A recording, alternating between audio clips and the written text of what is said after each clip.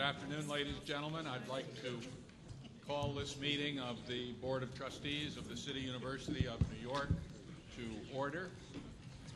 At the conclusion of our public business, we will be going into a brief executive session to discuss personnel matters. We do not anticipate a further public session after the executive session. May I request that everyone take a moment to mute your cell phones and BlackBerries and whatever. As usual, CUNY TV is transmitting this public session of the board live on cable channel 75. The meeting is also being webcast live and can be accessed by going to www.cuny.edu. The public session of this board meeting will be available as a podcast within 24 hours and can be accessed via the CUNY website. On behalf of the board, I would like to formally welcome Interim Senior Vice Chancellor for Budget, Finance, and Financial Policy, Mark Shaw, to this table. Mark.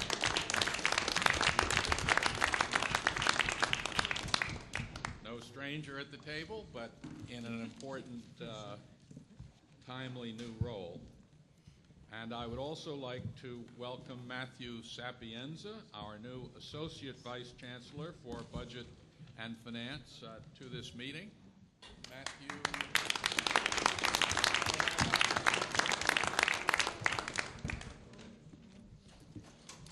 Your appointments are truly a stroke of good fortune for all of us. We very much appreciate your expertise and your dedication to the university in these positions. I would like to announce that Trustee Frida Foster-Tolbert has agreed to chair the Board of Trustees Standing Committee on Facilities Planning and Management. Trustee Peter Pantaleo has agreed to serve as Vice Chair of the Board's Standing Committee on Fiscal Affairs, and he will chair the Board's Subcommittee on Audit. I want to thank both of you trustees for your hard work on behalf of the university. The board held its Manhattan Borough hearing on Tuesday, January 19th, 2010. Trustee Frida Foster chaired the hearing that was also attended by trustees Rita DiMartino, Corey Provost, and Professor Manfred Phillip, members of the Chancellery, as well as CUNY's Manhattan College presidents or their representatives. A summary of those proceedings has been circulated to all trustees and to the Chancellor's cabinet, and transcripts are available in the office of the Secretary. Our next borough hearing will be held on Tuesday, February 16th, 2010, at Brooklyn Borough Hall. On behalf of all my fellow trustees, I would like to congratulate Hunter College for being ranked the #2 Best Value Public College for 2010 in the United States by the Princeton Review and by USA Today.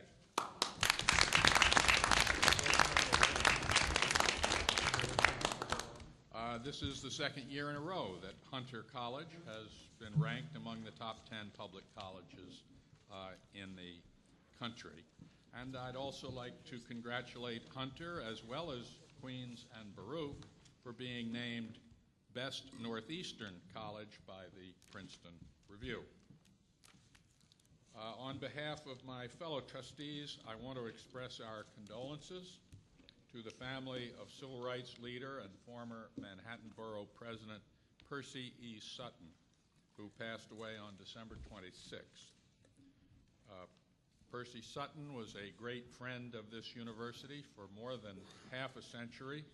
He was a principal supporter in the creation of the SEEK program, one of many ways in which Mr. Sutton was a trailblazer who served this country in World War II, who served New York City as a state assemblyman, who was the first African American and longest serving president of the borough of Manhattan. He will be deeply missed.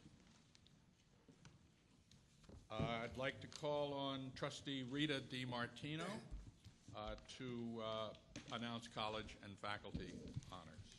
Thank you. Baruch College Professor Edward Rogoff, who is chair of the Management Department, was named the 2010 Outstanding Entrepreneurship Educator of the Year by the United States Association of Small Business and Entrepreneurship.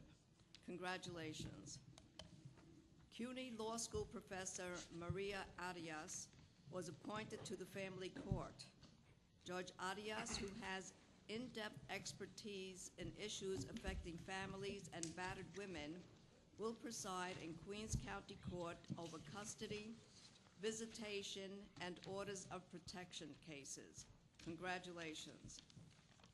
Brooklyn College Distinguished Professor of Music and renowned pianist Ursula Oppens was nominated for a 2009 Grammy Award for her album, Oppens, excuse me if I'm mispronouncing the name, Plays Carter, which was released late in 2008. A recently released CD by Professor David Grubbs, Director of Performance and Interactive Media Arts, MFA, and Advanced Certificate Program at Brooklyn College, was ranked number 5 among the top 10 best of 2009 list compiled by Cambridge visual artist and Harvard professor Stephen Prina in the December issue of Art Forum. Congratulations. Queens College MFA program in creative writing and literary translation professor Jeffrey Allen received the 2010 Ernest J. Gaines Award for Literary Excellence for his story collection, Holding Pattern. The annual $10,000 award prize recognizes African American writers of excellence. Congratulations. Thank you, Mr. Chairman. That concludes my report. Thank you very much.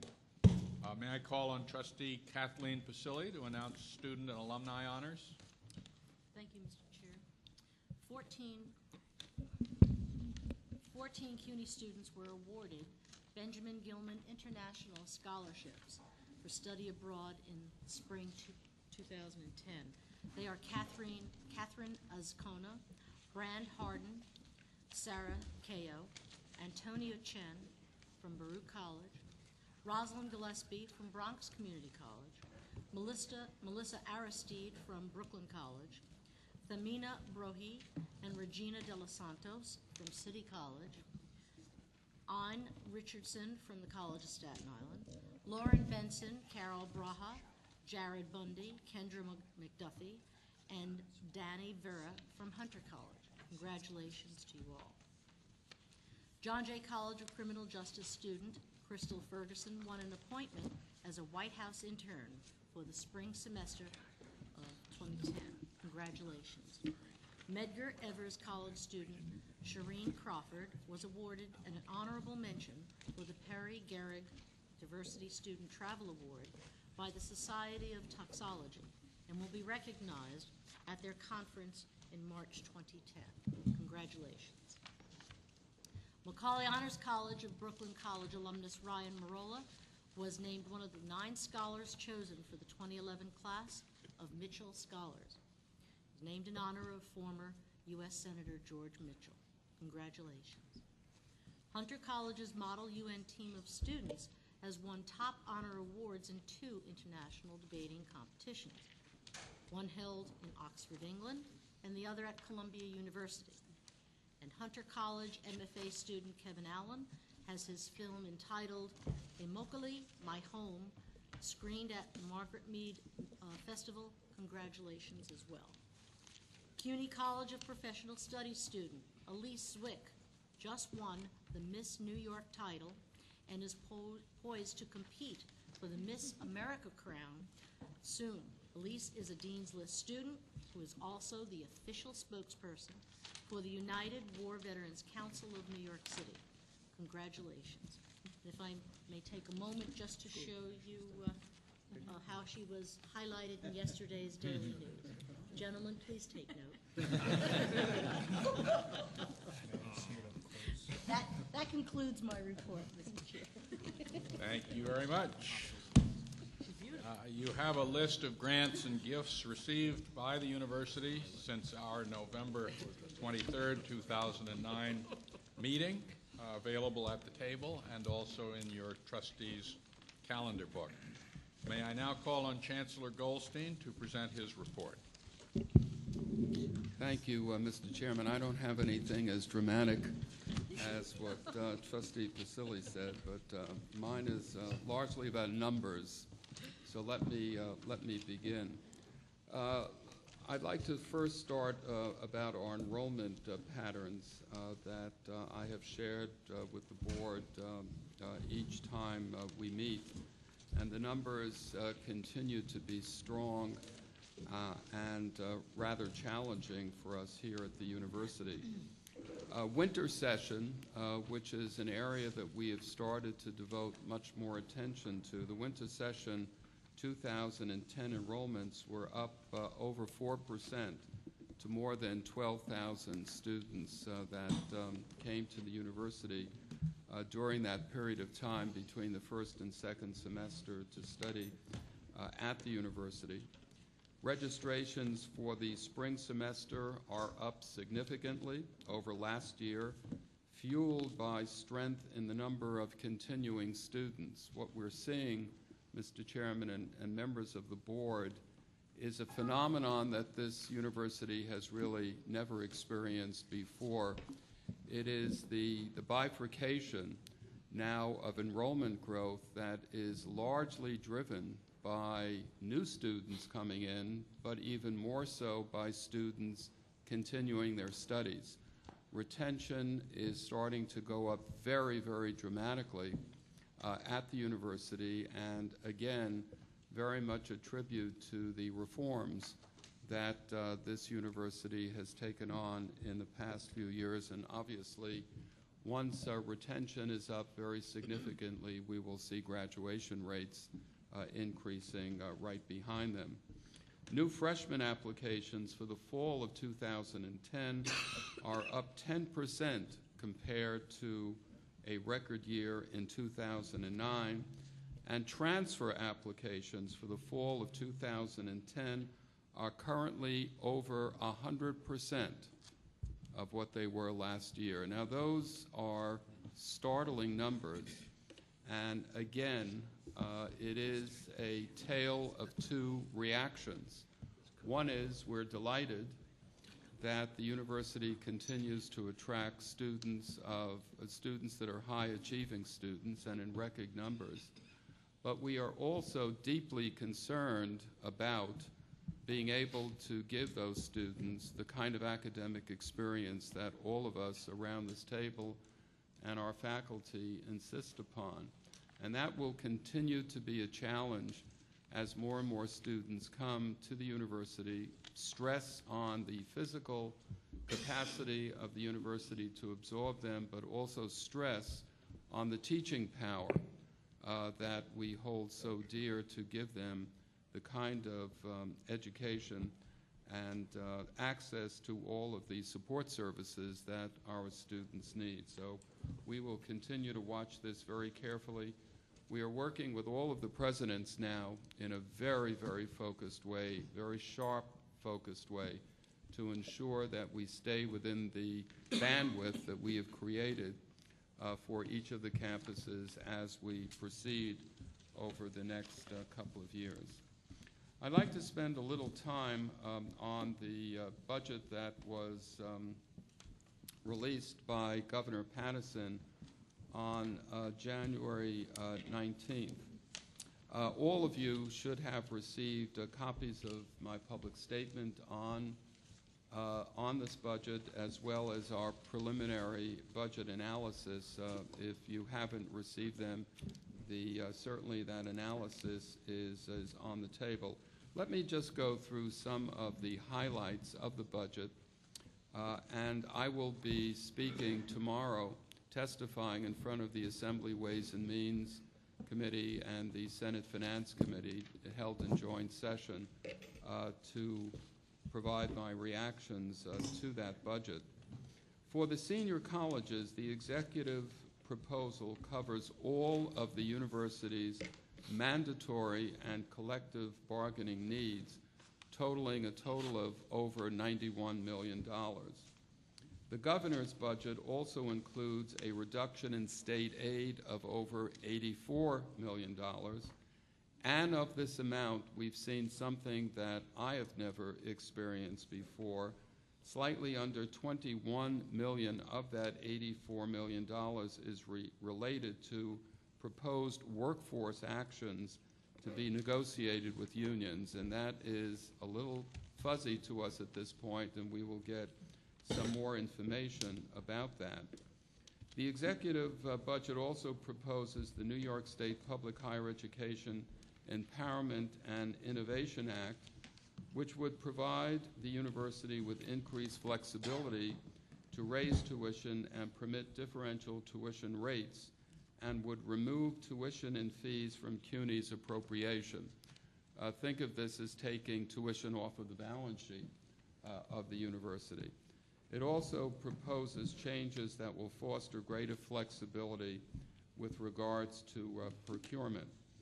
Let me first pause and tell you my reaction to the first couple of dot points that I've mentioned. This is not a good budget for the university. Let's be very, very straight about this.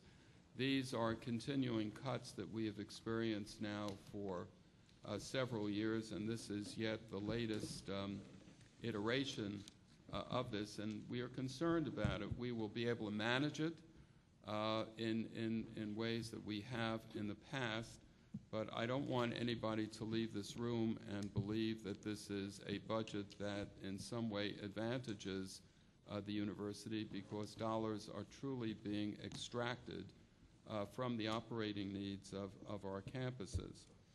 On the other hand, the budget is a verification of the very good work that we started here at the City University of New York, and acknowledges the strength of the investment vehicle that was created here, then adopted by CUNY, and adopted at the state level, initiated through recommendations from the Commission on Higher Education. By the state providing full mandatory costs and providing an opportunity to have gradual tuition increases informed by an index of, say, leading economic indices, but in this particular case, the HEPI, the governor is supporting the very basic core of the CUNY Compact, because the CUNY Compact derives from two things happening. One, that our full mandatory costs are paid for, and second, giving the opportunity for the university to, on a regular but very modest level, to increase tuition and get a portion of those revenues back for investment. Those three things, I think, in the governor's proposal is a strenuous support of what we have worked very hard for over the past few years. The notion of differential tuition, we have never been interested in providing differential tuition levels on a campus-by-campus basis. We are a tightly integrated university with lots of movement of students among our campuses, and the idea of setting differential tuition really does not work for us in the way that our university is structured. But we are very interested in differential tuition on a program basis, something that we have promoted for a long time, and the governor is proposing that in this budget as well.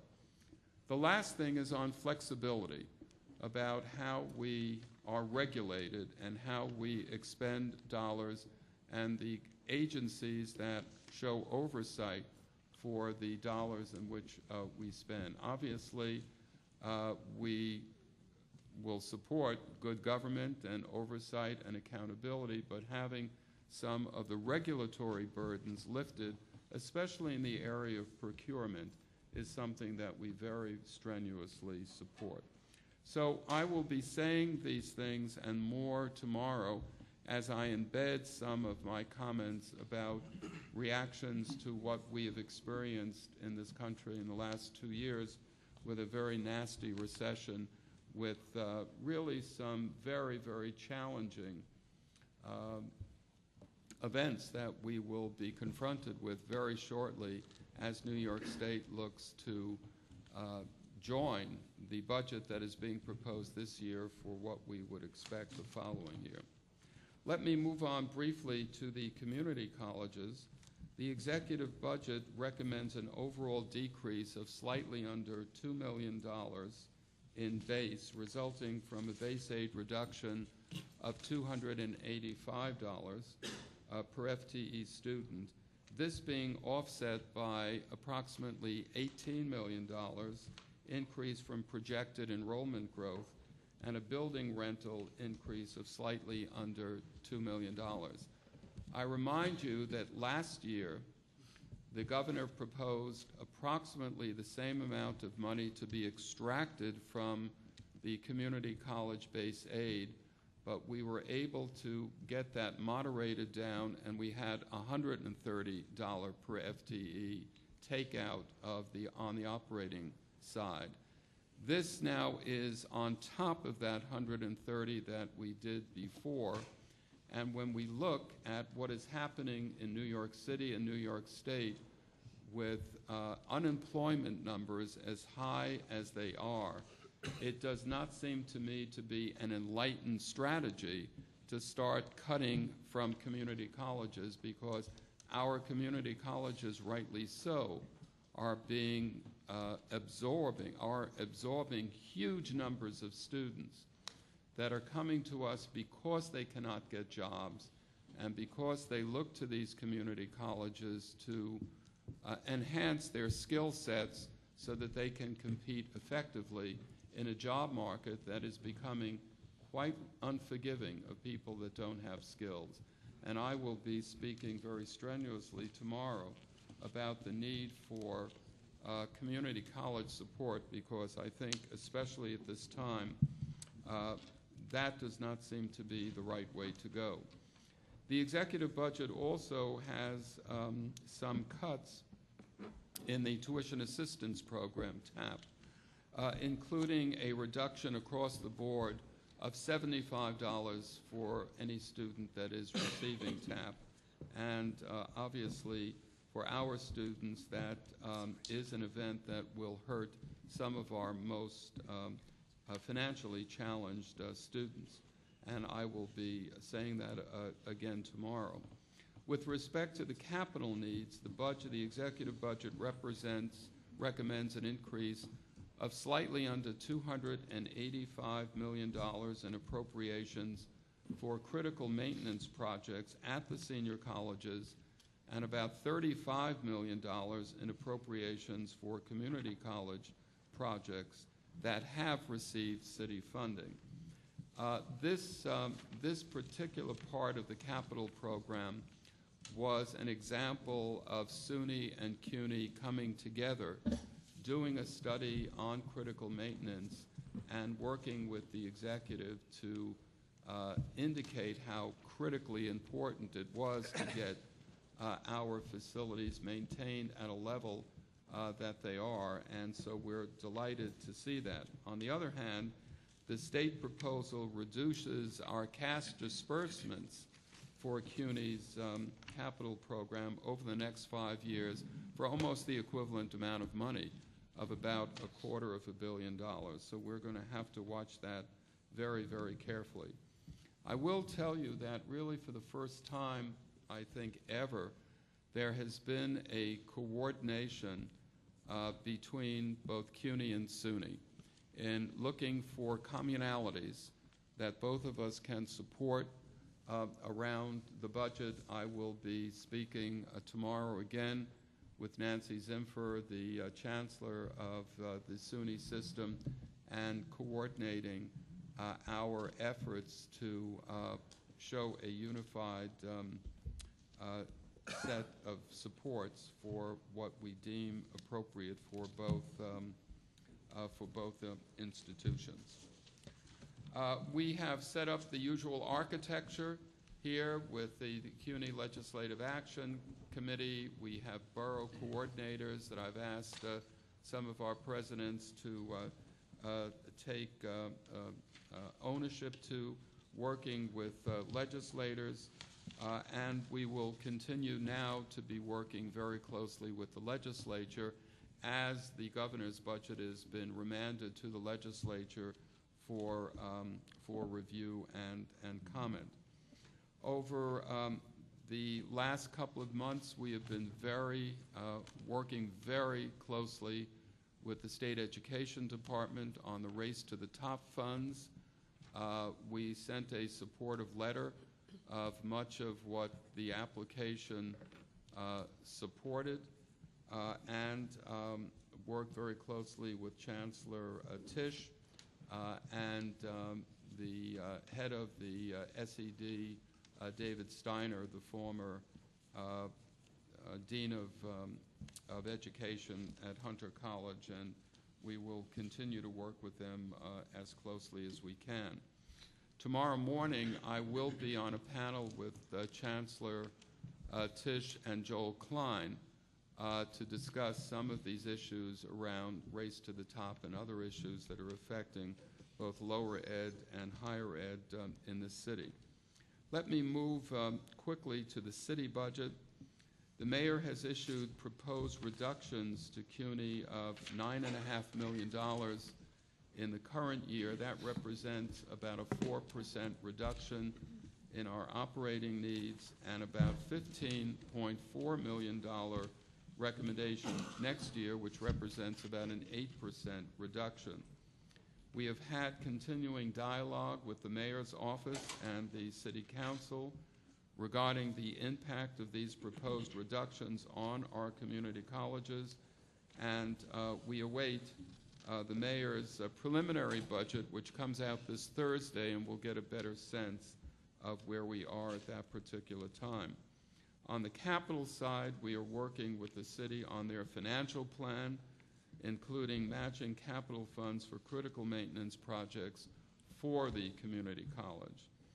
In the mayor's January plan, which is slated to be released shortly, we expect to receive about $23.5 million that we will match with state funds, bringing the total 5-year capital budget to $305 million, including $11 million in state funds. I apologize for throwing out a number of numbers here, and after a while your eyes start to glaze, and I know that, but I'd like to just have that for the record. The City Council Higher Education Committee has a new chairperson. His name is Idanis Rodriguez.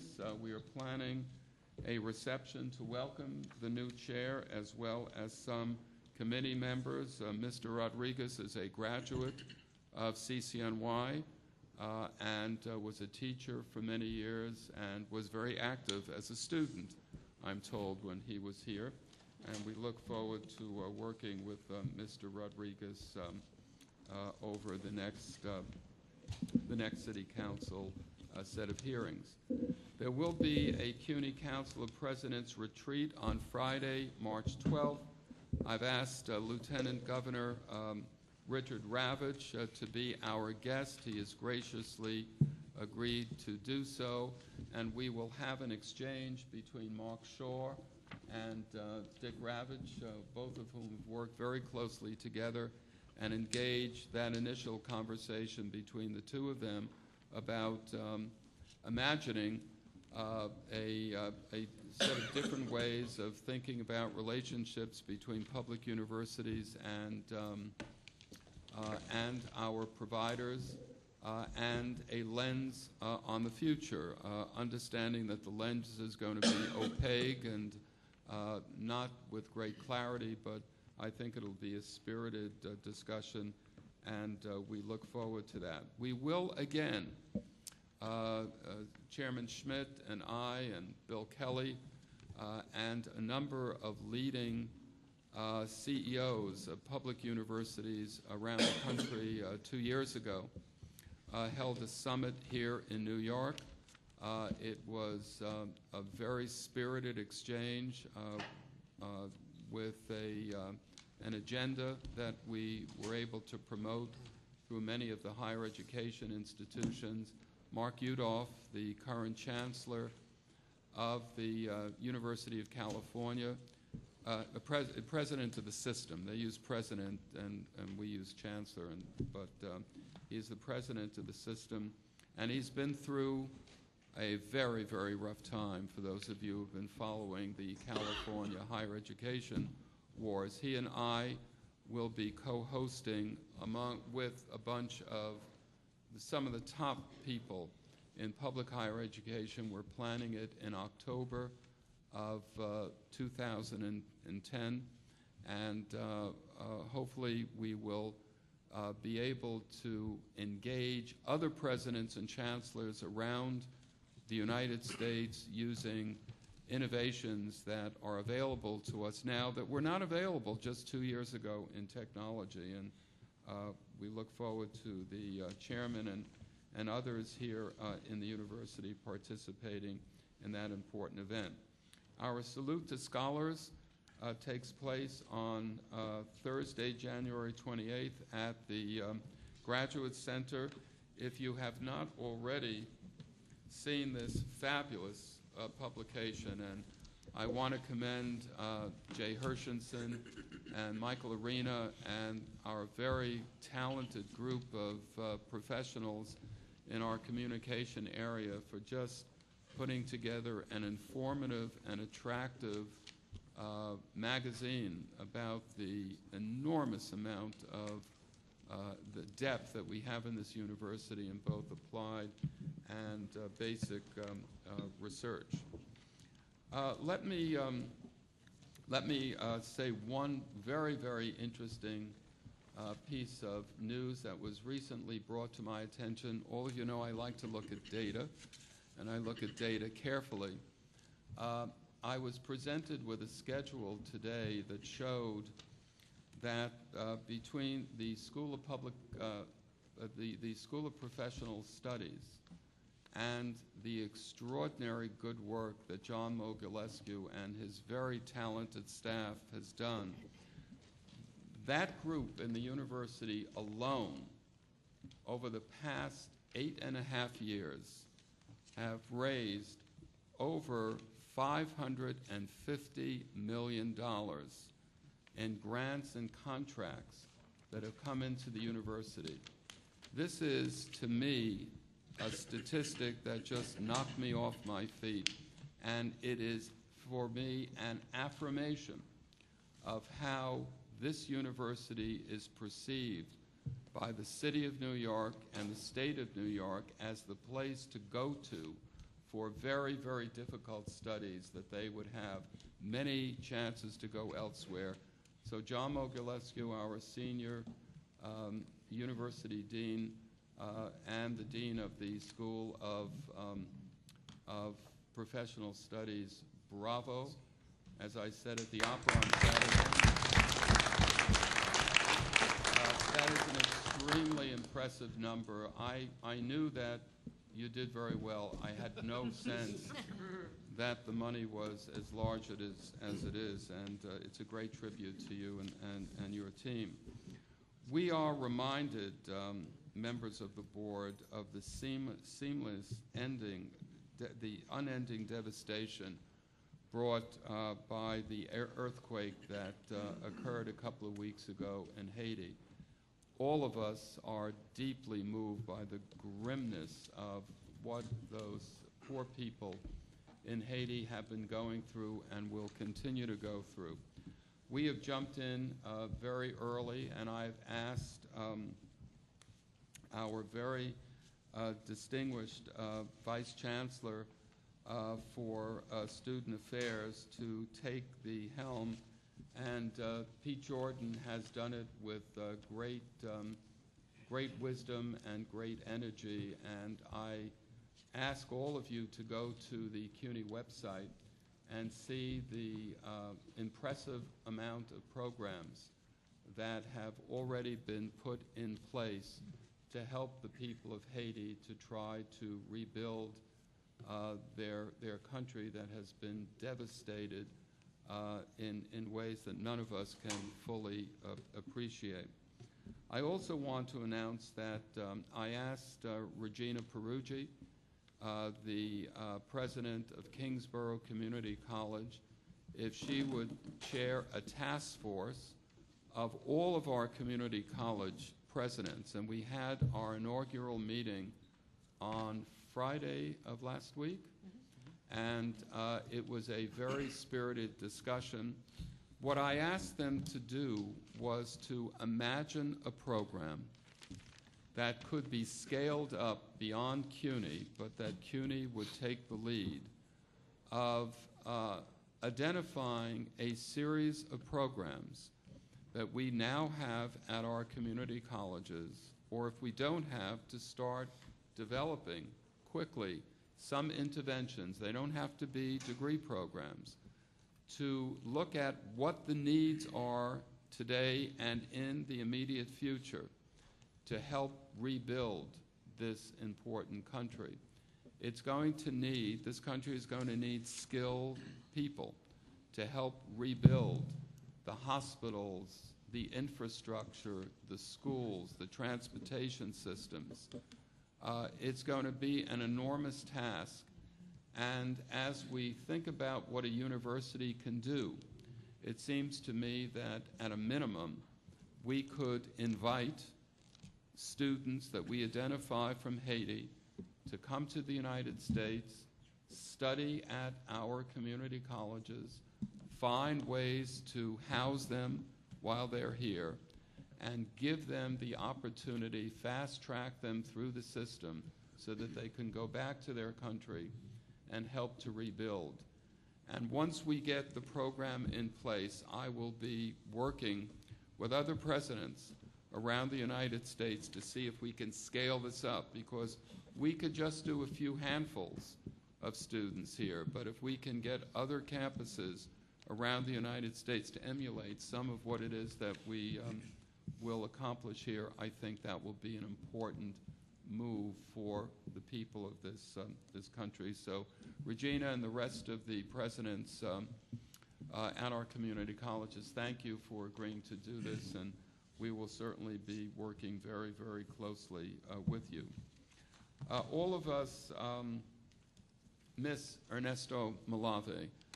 He was a great fixture at this institution, and his untimely death still is a raw scar in all of us. And at a minimum, what we wanted to do is to celebrate his life.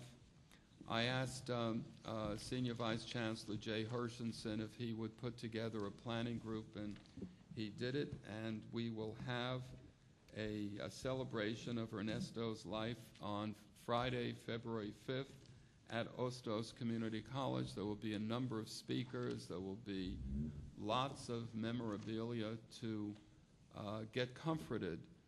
It's really a celebration of his time here at this university. He grew up here as a student, rose to the highest levels of leadership in the university as a vice chancellor, and I hope all of you can be in attendance. Mr. Chairman, that completes my report. Mr. Chairman, I have a question. Dr. Morales? Yes.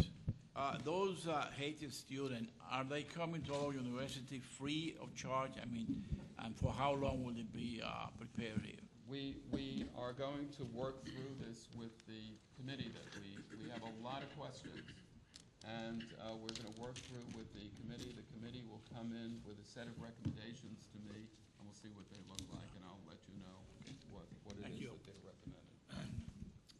Are there other questions for the Chancellor on his report? Comments? If not, we'll proceed now to the policy items on the calendar that require a vote. I would like to move the adoption of the Chancellor's University Report for January 25th, 2010. You have copies of the Chancellor's report on the table. May I have a second? Second. Are there any questions on the Chancellor's report? Not all in favor say aye. Aye. Opposed, abstentions, that carries. Second item, I'd like you to review the minutes of the regular board meeting and executive session of November 23rd, 2009. You have a copy of the draft minutes in your book. Are there any suggestions or needed revisions of those minutes? If not, may I have a motion to adopt? Second? Second. All in favor say aye. Aye. Opposed, abstention, minutes carried, are adopted. We'll turn now to our committees. We'll hear first from the Committee on Faculty, Staff, and Administration, Trustee DiMartino.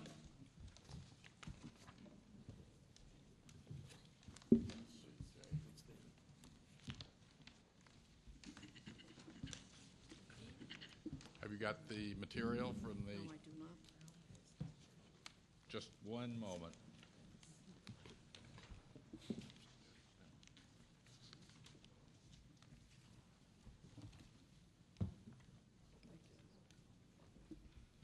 Mr. Chair, the Board Committee on Faculty, Staff, and Administration met on January 4th, 2010, to consider the following items, which we now present to the Board for approval. Items 3A-C are namings at Hunter College. I will present these items as a group. Item 3A names the Joan H. Tisch Distinguished Fellow, the Joan H. Tisch Public Health Forum, and the Joan H. Tisch Community Health Prize at Hunter College. Item 3B names the Rita and Burton Goldberg MFA in Playwriting Program and the Rita and Burton Goldberg Studio at Hunter College.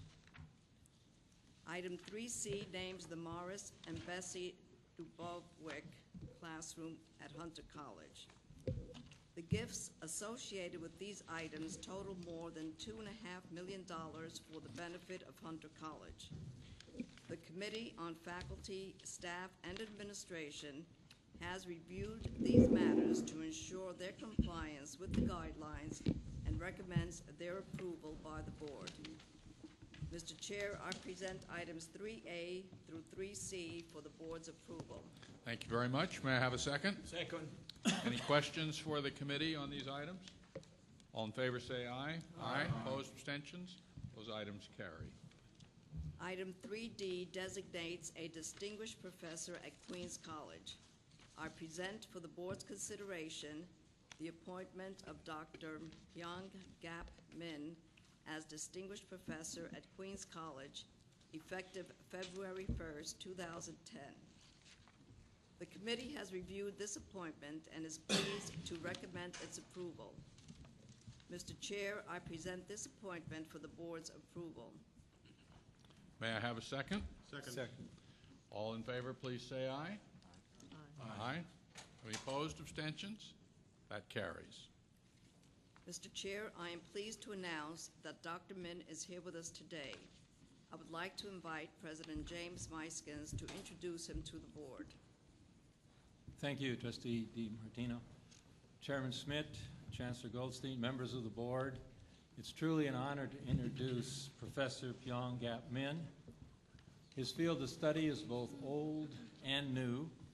It's indeed the oldest American story, a story of people leaving behind all they have and all they know to come to America in hopes of finding a better life. But it's also new, as Professor Min is studying the latest waves of immigrants from Asia with a special focus on Korean Americans. This makes Professor Min one of the most important scholars in the City University of New York, indeed in America, for he is studying the future. For this new wave of immigrants will no doubt influence our nation and enrich the lives of Americans for generations to come. He is a remarkably prolific and honored scholar who's especially known for his award-winning book, Caught in the Middle, Korean Communities in New York and Los Angeles. So it's my great pleasure to introduce Queens College's distinguished professor, Pyong Gap Min. Professor Min.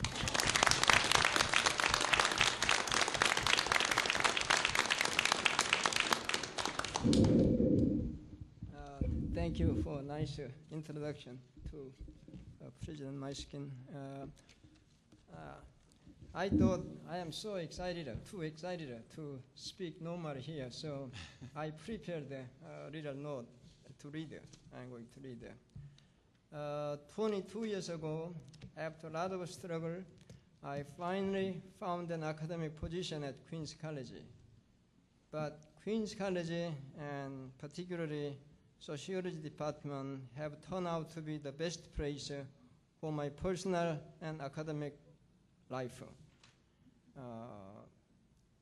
Vibrant Asian American communities in Flushing and very multi-ethnic and multicultural Queens College and CUNY graduate center campus have given me huge advantage for my research and other academic activities.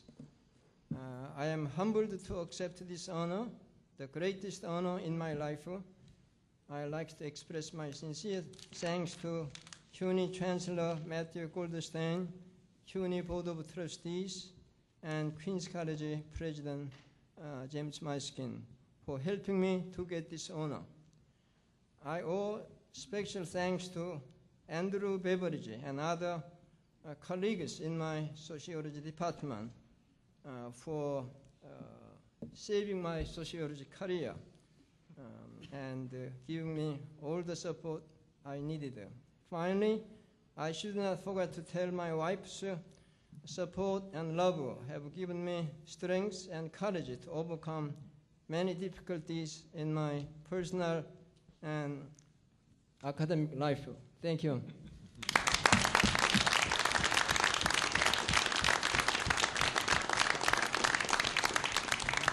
Thank you very much. Thank you very much. Trustee DiMartino? And finally, item 3E authorizes the continuation of military leave and health and welfare benefits for university employees who are members of the National Guard, Reserve Forces, or reserve components of the Armed Forces of the United States in response to the continuing need for those employees who serve in the armed forces with regard to the military actions in Iraq and Afghanistan. Mr. Chair, I present item 3 for the board's approval. May I have a second on item 3E? Second. Thank you. Any discussion, questions? All in favor say aye. Aye. Any opposed, abstentions? That carries. Thank you, Mr. Chair. This concludes my report. Thank you very much. We'll turn next to the Committee on Facilities Planning and Management. May I call on Trustee Jeffrey Weisenfeld? Mr. Chairman, the Board of Trustees Committee on Facilities Planning and Management considered 5 items at its meeting of January 4th. These action items are listed in the board meeting as calendars items 4A through 4E. 2 additional items received after the meeting of the Facilities Committee are added below as item 4F and table item 4G. Item A, New York City College of Technology new academic building. This is a resolution to authorize a bill contract on behalf of NYCCT for pre-construction, construction, and management services as required to construct a new academic building on the site of the Klitgård Center and TV studio. The new academic building is to be constructed on the site currently occupied by the Klitgård Center and TV studio, will include classrooms, laboratories, clinics, offices, a 1,000-seat auditorium, and gymnasium. In accordance with the college's 2000 master plan, the new building will house existing programs currently situated in an antiquated space elsewhere on the City Tech campus and provide for the college's expanding needs. The project will involve demolition of the 2 existing buildings on the site and the construction of a new building. Item B for Queens College, an electrical distribution systems upgrade. This is a resolution to authorize a consultant contract on behalf of Queens College for design and construction-related services as necessary for upgrades to the electrical distribution system. This project will address the college's campus-wide chronic power outages by installing a new substation and new duct bank system, upsizing the transformers, and replacing the switchboards in the affected buildings. Resolutions 4C, 4D, and 4E are request authorization for City University Construction Fund to enter into certain requirement contracts for design, construction management, and build services. These contracts as a group are to be used on an as-needed basis for CUNY construction projects. The requirement contract model allows for the issuance of a task order to one or more contract holders as projects are identified without the need for additional project-specific procurements. These contracts are intended for use on small to medium-sized projects. The model is expected to reduce the design through construction completion time by eliminating the necessity of individual procurements and improving our ability to administer the projects at hand. Added item 4F, CUNY subrecipient agreement and indemnification agreement for BMCC Fitterman Hall replacement project. This resolution is to authorize a subrecipient agreement between DASNY and the Lower Manhattan Development Corporation on behalf of CUNY for the purpose of receiving and using U.S. government funds for the BMCC Fitterman Hall replacement project, and to authorize the execution of an amendment to the June 2008 project management agreement between DASNY, CUNY, and the City University Construction Fund in order to provide DASNY with indemnification in connection with the subrecipient agreement. The Lower Manhattan Development Corporation is providing $15 million in federal funds for the Fitterman Hall building replacement in Lower Manhattan. In order to access these funds, the Dormitory Authority of the state, on behalf of CUNY, must sign a subrecipient agreement with the Lower Manhattan Development Corporation. Because of the way such agreements are written, DASNY requires that CUNY indemnify them in our project management agreement. Approval of this resolution will allow CUNY to amend the project management agreement with DASNY subject to the approval of CUNY General Counsel as to the final wording of the agreement, and this will allow DASNY to access the funds for the project. And finally, table item 4G, CUNY Financing Corporation bond issue for the CUNY School of Law. It's a resolution to authorize CUNY Financing Corporation to issue bonds on behalf of CUNY and to authorize one or more CUNY officers to execute instruments in connection with the issuance of these bonds in order to finance the acquisition, renovation, and related costs of a condominium unit at 2 Court Square in Queens to serve as the site of the new CUNY School of Law.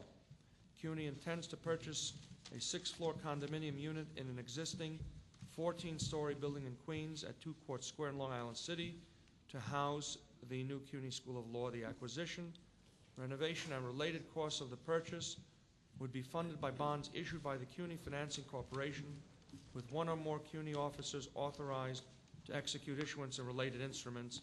I hereby request your approval of these calendar items.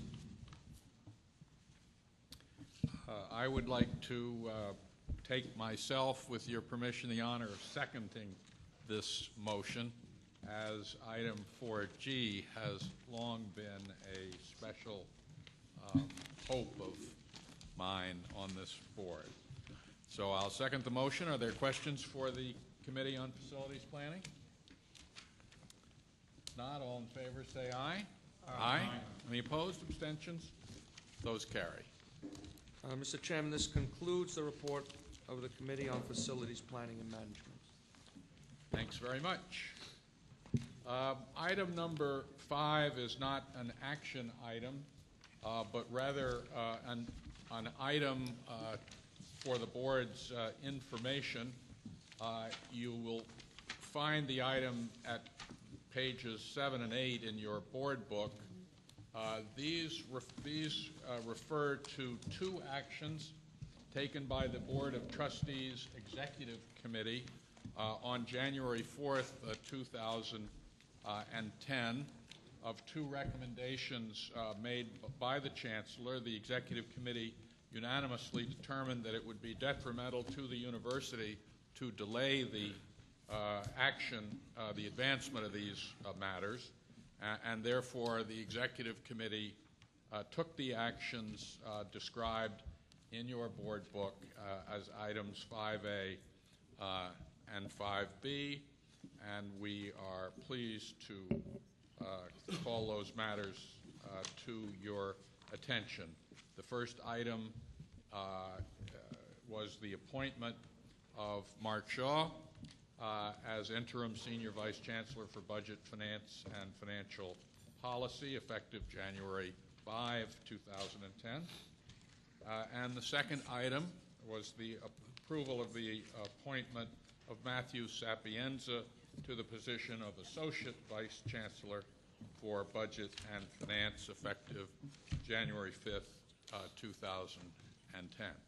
These are for your information only. The Executive Committee's actions were effective as of the date of that vote. Are there any questions on either of these items for the Executive Committee or the Chancellor? If not, then I'd like to move item number 6, the award of the honorary degrees that you'll find listed in page 8 of your board book, 2 honorary degrees, very deserving, at City College. May I have a second for the honorary degree motion? Any questions or comments? Not all in favor, please say aye. Aye. Any opposed? Abstentions? Item 6 is adopted.